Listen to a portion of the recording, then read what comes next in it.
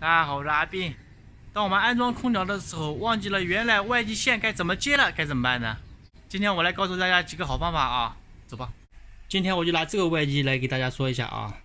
我们先把这个壳子给打开，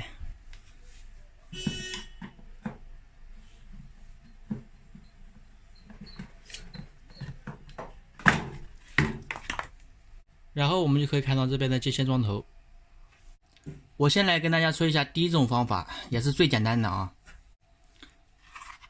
我们先看一下刚刚拆下来的这个防护盒，你看这边都有明显的一个标志啊，哪一根接哪一根都写得清清楚楚。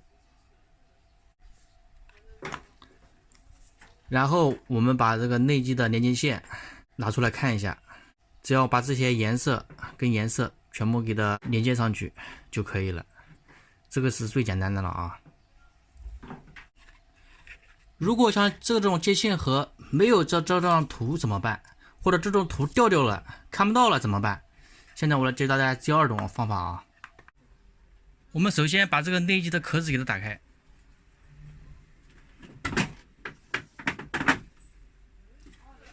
然后我们看一下这个右边，我们要把这个防护罩也给它打开。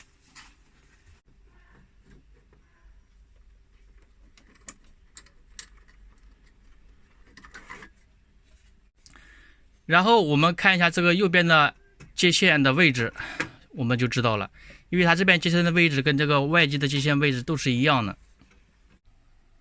但是有的定频空调啊，我们把内机打开过后只能看到3根线，我们该怎么办呢？现在我来教大家第三种方法。比如像这个空调，它这个只能看到这3根线，这3根线就等于是一个地线，一个压缩机线，一个零线。我们可以把这3根线先接上去，然后这2根线怎么办呢？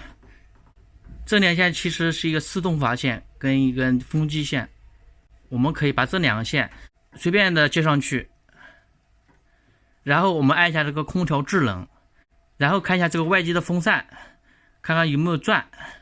如果不转的话，我们可以把机器关掉，然后把这2个线再对调一下就可以了啊。有的空调很好接啊，它这个上面直接就写了一个标志，写了1、2、3、4，都写得清清楚楚，我们直接接上去就可以了。还有一种空调啊，比如国内空调，它的接法是非常好接的，它上面的颜色跟这个下面的颜色都是一样的，我们直接这样对应接上去就可以了。